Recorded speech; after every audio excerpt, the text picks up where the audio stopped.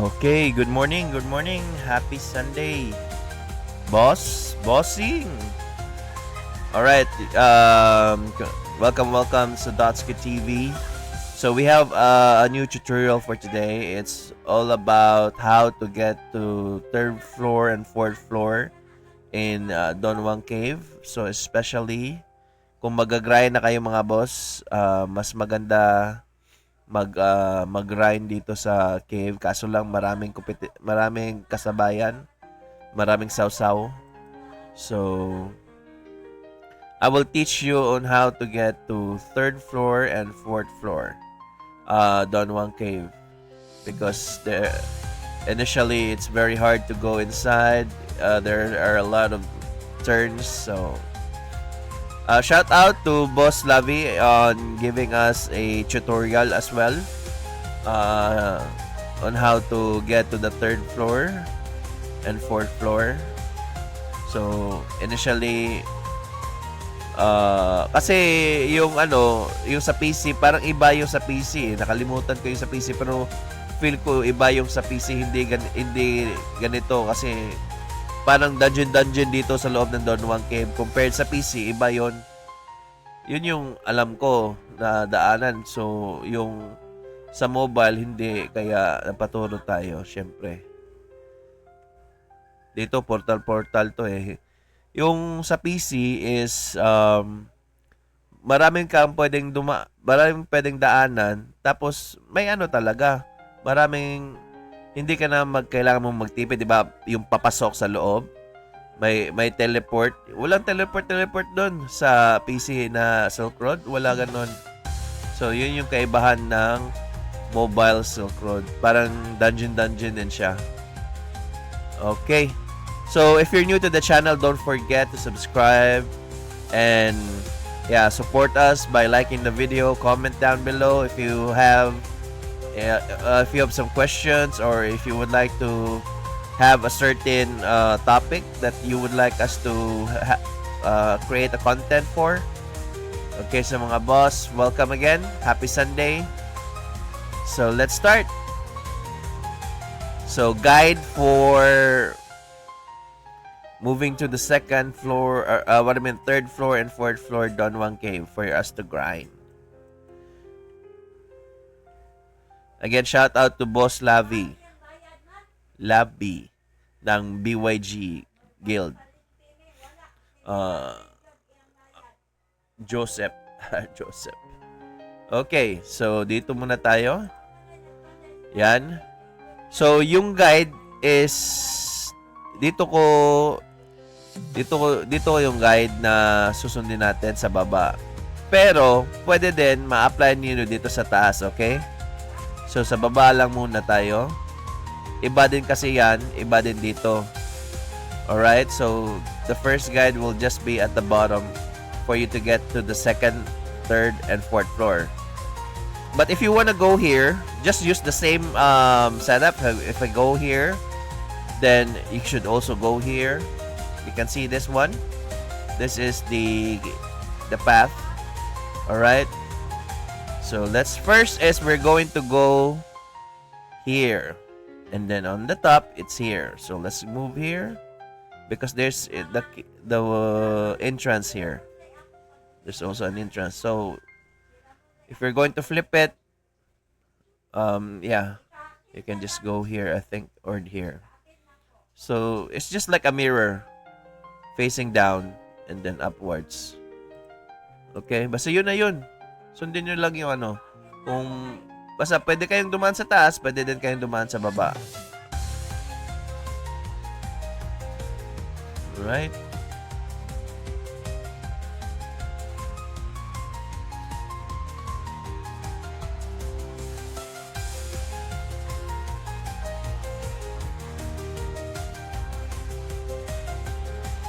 Yan.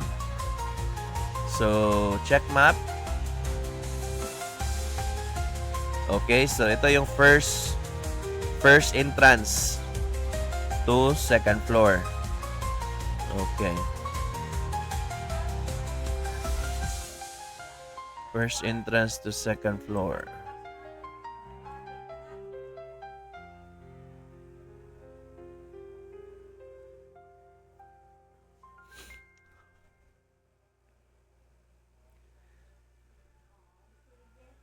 Okay, yan na yung first entrance. Nasa second floor na tayo mga boss. So, kung makikita nyo, 2F, 2-stone room.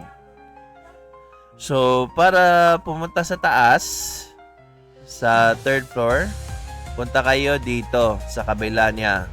Yan, punta ka lang yun dito, tapos dito. Okay?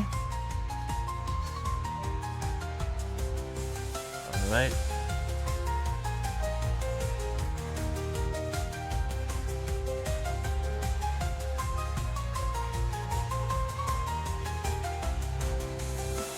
Okay, grabe kahapon. December Avenue, live sa Cebu. Pati si Zach Tabudlo. So, dito kayo, map, tapos para makapunta sa third floor. Okay? Yan. Alright. So, may nakaabang. Patayin natin. Wag na lang.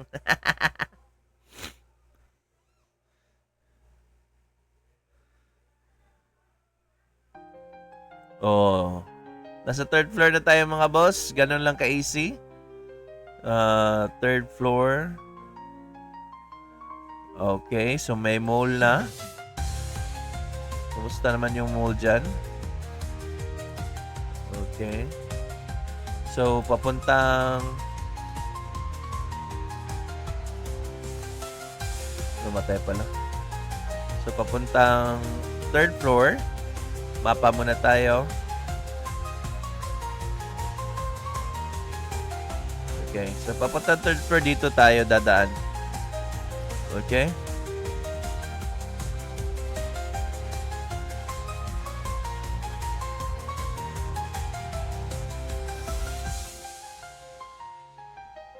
Ayun. Bumalik. So, your first, tapos yung second, tapos yung third. Okay? So, dito yung fourth. First, second, third, fourth. Same setup sa taas. First, second,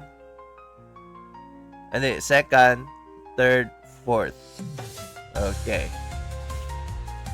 So, ganun lang yung setup sa taas. Same lang din.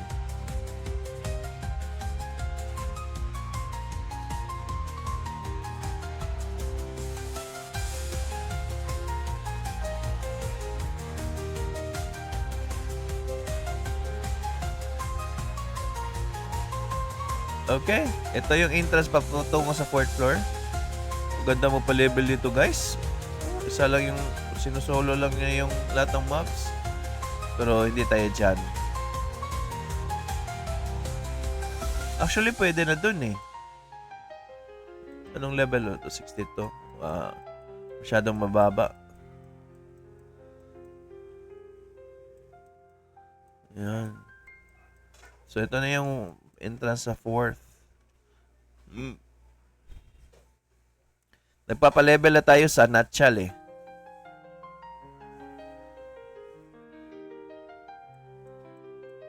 So, kung titingnan nyo, fourth floor na mga boss.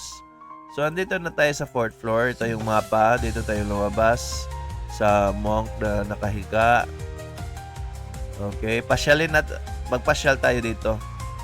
So, dito tayo. Yan yung pinapatay natin. Diyan tayo nagpapalevel. Level 69. Kayang-kaya na yan. Okay. Pasyal muna tayo dito mga boss. Okay, pwede din dito. Ano ba to? Ano ba naman yan? Umaatras.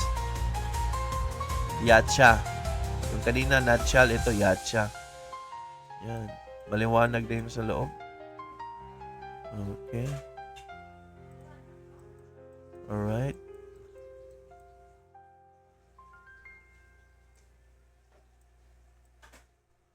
Okay. Yan. Oh, 'di ba? Maganda, maliit lang yung room, guys. Maganda magpa-level dito. Okay. Ano na ba 'to sa map? Alright. So, punta tayo dito sa huling room. So, fourth floor. Cooling room. Uy! Malaki. Walang tao. Pwede tayo dito. Meron pala. Sus! Tao pala. Baka sa ibang channel. Hanggang channel 10 to eh. Malay mo.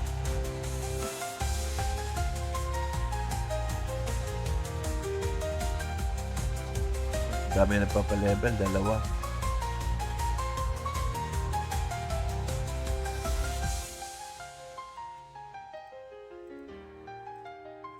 So, ganun lang mga boss. Yan. Tapos, I would recommend you bring pots. So, just a quick recap. Okay, quick recap of the path to go to second floor, third floor, fourth floor. So, this is where we start a while ago.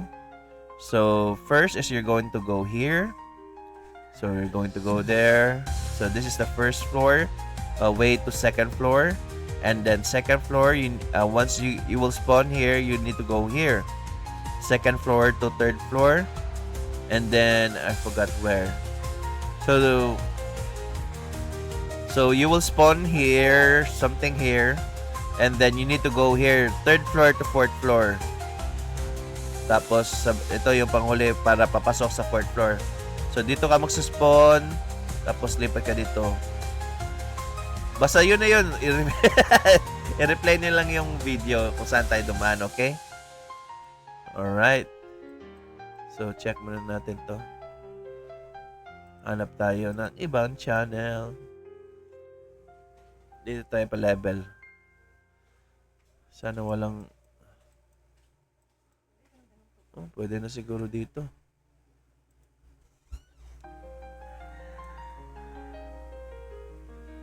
Okay. Init pa.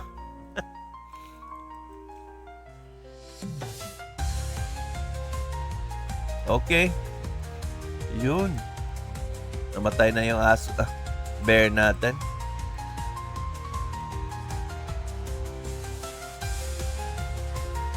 Isa lang yata nagpapalevel dito eh. Siya. Okay. Kami lang 2. Tara, magpa-level na tayo.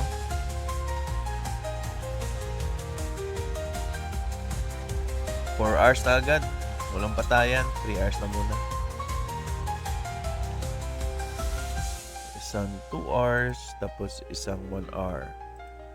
Okay. Yan. Napakaangas, par.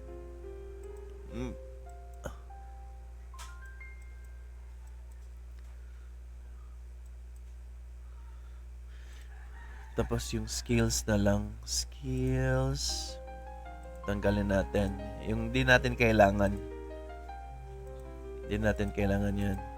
Ito, pang-backup lang to. Kung kayang-kaya naman yung mobs, kahit wala ng naubos kasi mabilis maubos yung pots eh.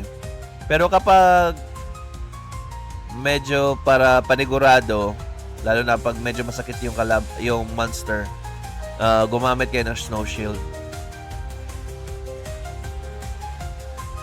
Tapos party up. Hanap tayo party. Yung 6, ito. Yun!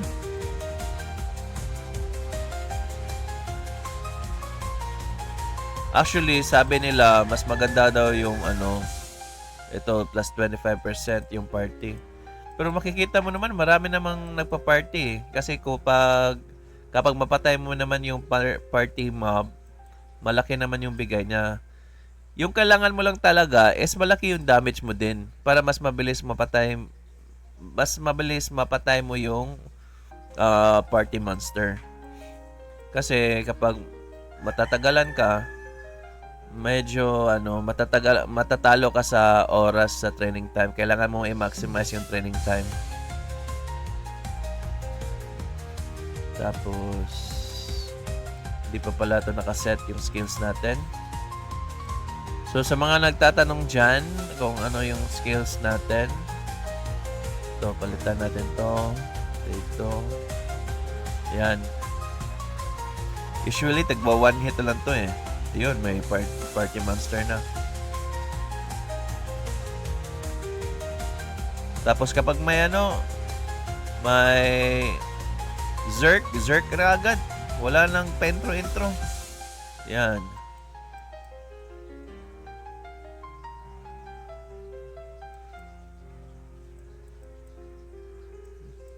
Yun, tigwa one hit na lang. Punta ka dito. Paano matatamaan yan?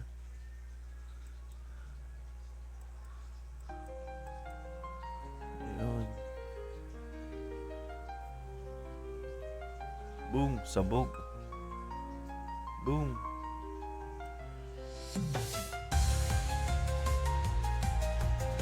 Auto Zerk. Meron namang auto demon eh. Dito. Saan ba yun? Yan. Turn on into demon. Pero yung spirit lang niya yung nagta-turn on. Hindi yung talaga. Yung Zerk niya. Yung nagbe-berserk yung ganito. Nagkukulay green. Red pala. So, yun. Yun mga boss. So, 4th floor. Tapos, since maximum level 80 na, baka siguro magbubukas lang ng bagong map. So, sana makahabol tayo level 80 bago mag-unseal yung level. So, grind lang araw-araw mga boss. Tapos, maximize lang yung maximize lang natin yung oras na may training time. Malaking level na siguro to. For sure.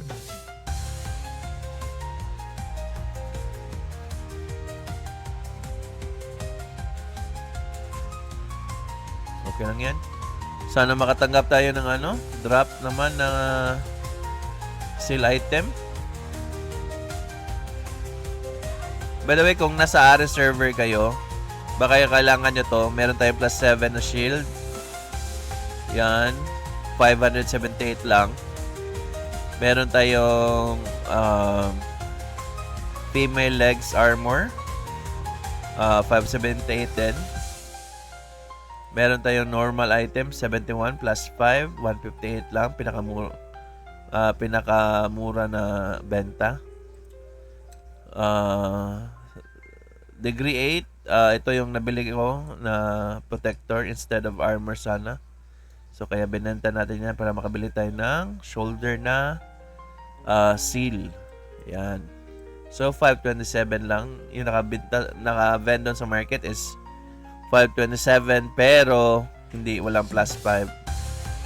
Ito din, plus 10. Bilhin nyo ng mga boss. Murang-mura. 696. Plus 10 yan na spear. Level 56. Ano pa? Ito, earrings. 289 na lang boss. Plus 5. Take nyo na. Ito, Silum Moon. Plus 5. 724. Pwede kong ibaba pa to sa Baba kaya natin to. 578. Baba natin. 5. Uy. Wala. Biglang taas eh. 74. Kasi 364 kung mag-ibenta mo ng yung pinakabababaw. Wala din. Plus 5 na nga yan eh. Talo tayo dyan. So, 724. Tama na yan.